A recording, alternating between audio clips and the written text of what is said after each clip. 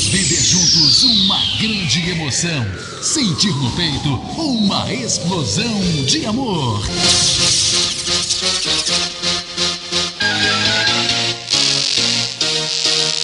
Está entrando no ar, na Catedral FM. Deus é 10. Com o Padre Jojão.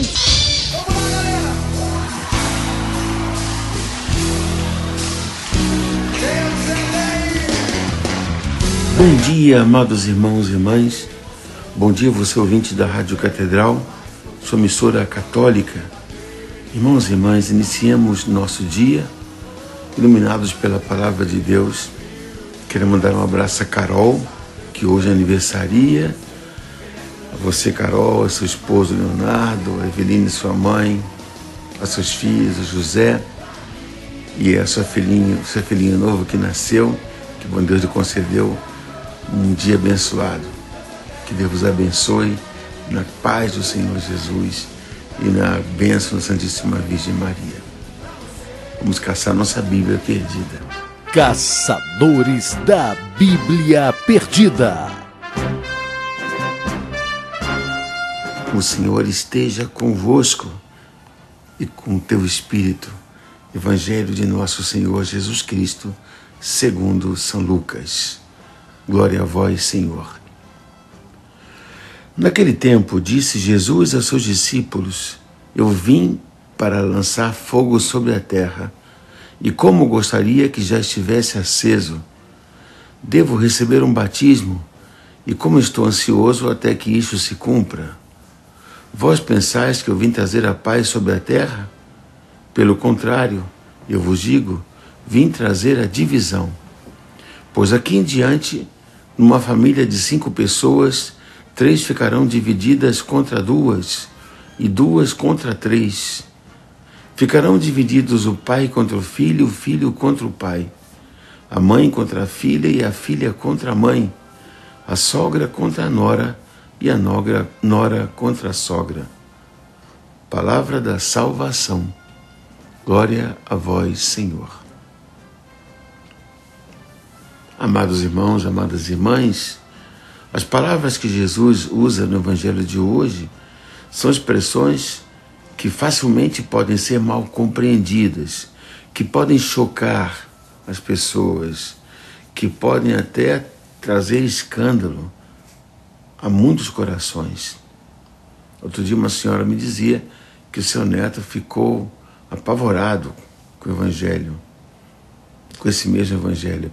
De fato, quem não tem conhecimento do sentido do texto bíblico pode até, digamos, entrar numa crise de fé. É verdade. No entanto, Jesus as pronuncia não para fomentar um fundamentalismo religioso, mas sim uma paixão pela vida que muitas vezes é desconhecida dos infelizes. É isso mesmo. Quantas vezes nós, de fato, vivemos uma vida que não é vida, por conta de um mau entendimento da palavra. Vejamos. Na verdade, dizer vini mittere, vim trazer fogo à terra, e como eu gostaria que já estivesse aceso, não é uma referência ao fogo de guerra ou de destruição, como nós vemos nas imagens da televisão que nos mostram, por exemplo, agora na guerra russo-ucraniana. Nada disso. Mas aquele fogo que os discípulos de Emaús sentiam queimar no coração enquanto falavam precisamente com Jesus ressuscitado. Eles diziam: acaso não ardiam os nossos corações em nosso peito enquanto Jesus conversava conosco? Eles se perguntaram logo depois de havê-lo reconhecido. Um mestre que tem fogo dentro fala com palavras que acendem fogo, há palavras que incendeiam. Veni, Sancto Espírito, repleto orum corda fidelio. Nós dizemos: vinde, Espírito Santo. enchei os corações dos vossos fiéis e acendei neles o fogo do vosso amor. Padre Marcelo costuma cantar uma música que, para quem não entende, pode até escandalizar: incendeia minha alma, incendeia minha alma.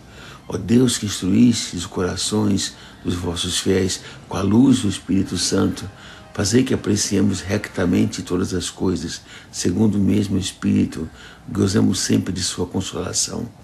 É o fogo do Espírito Santo, que queima, que purifica, que abrasa, que aquece. Acaso nossos corações não nos ardiam em nosso peito enquanto conversavam conosco? Eles se perguntavam depois de havê-lo reconhecido. Ora, um pai que tem paixão por aquilo que vive, desperta paixão em seus filhos. É comum que um profissional, um pai, acabe influenciando o filho na profissão. Quantos pais médicos influenciam o filho na carreira de medicina e assim por diante? É muito comum que um pai acabe influenciando o filho num time de futebol, que ele torce, nas suas quadras, que ele torce. Ontem mesmo, com a vitória do time de futebol, quantos filhos não torceram junto com seus pais? Isso é muito comum, porque a paixão acaba sendo persuasiva. O bem é difusível por si mesmo. Um cristão que arde de vida transmite vida plena aos outros. Este é o fogo de que Jesus fala. E depois ele continua: vós pensais que vim trazer a paz sobre a terra? Pelo contrário, eu vos digo, vim trazer a divisão. Pois daqui em diante, numa família de 5 pessoas, 3 ficarão divididas, 3 ficarão divididas contra 2 e 2 contra 3. Ficarão divididos o pai contra o filho e o filho contra o pai, a mãe contra a filha e a filha contra a mãe, a sogra contra a nora e a nora contra a sogra.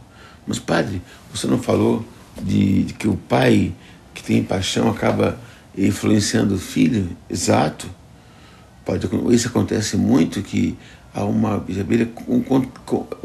pai contagia o filho, mas também a divisão de que Jesus está falando é a tensão que se cria quando cada um é ele mesmo.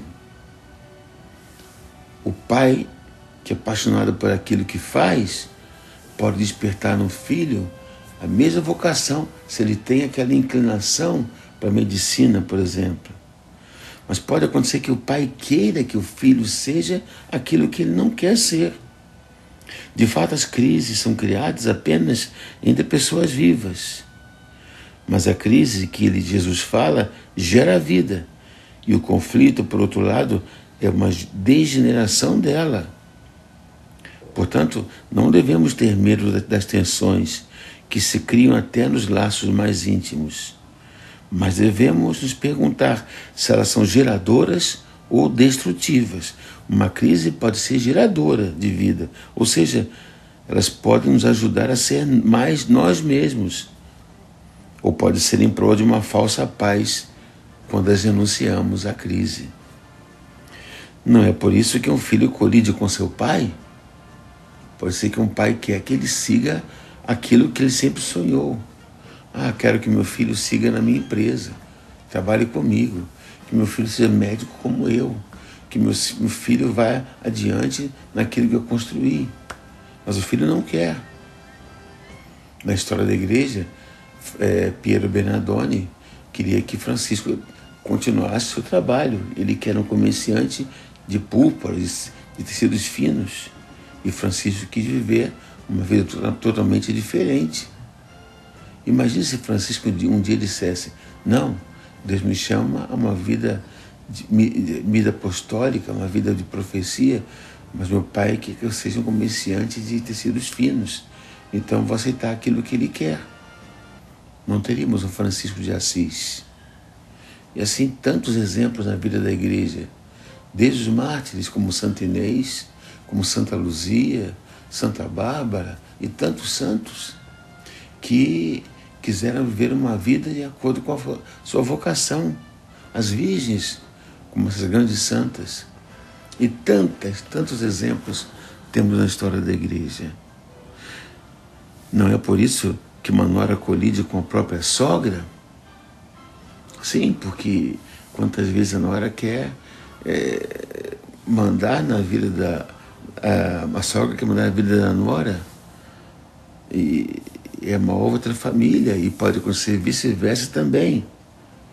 É a crise de quem quer ser ele ou ela mesma, e não a personificação nas expectativas dos outros. Na história da igreja, quantos conflitos diante daquele que se convertia. Termino aqui fazendo um pedido. Nós estamos preparando para uma lição muito importante, da qual depende o futuro da nossa nação, das futuras gerações. Ela coincide com um grande feriado, dia 28 de São Judas, dia do funcionário público, feriado profissional. E 28, 29, 30, eleição, e coincide também com a véspera do feriado de finados, de sorte que muitos hão de focar o dia 1º. Então teremos 5 dias de feriadão, como se fala. Muitos terão a tentação de viajar e assim não votarão. Pensemos que votar é um ato também civil e cristão. Então, em nome do bem de nossa nação, eu convoco a todos nós que abstenhamos de viajar para poder exercer esse ato cívico e cristão de votar para o bem de nossa nação. Então, falem com seus irmãos, seus amigos. É uma eleição muito importante e nós devemos pensar na nossa nação, dos nossos netos, filhos, sobrinhos. Então, pro bono nationes, pro bono pátria, pro bem da nossa pátria, pensemos bem. É muito importante que votemos bem nessa eleição. E a todos, bendição da Virgem Maria, Senhora Aparecida, São Pedro de Alcântara, abençoe-vos o Deus Todo-Poderoso, Pai, Filho e Espírito Santo.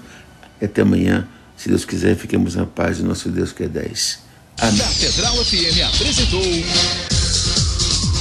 Deus é 10.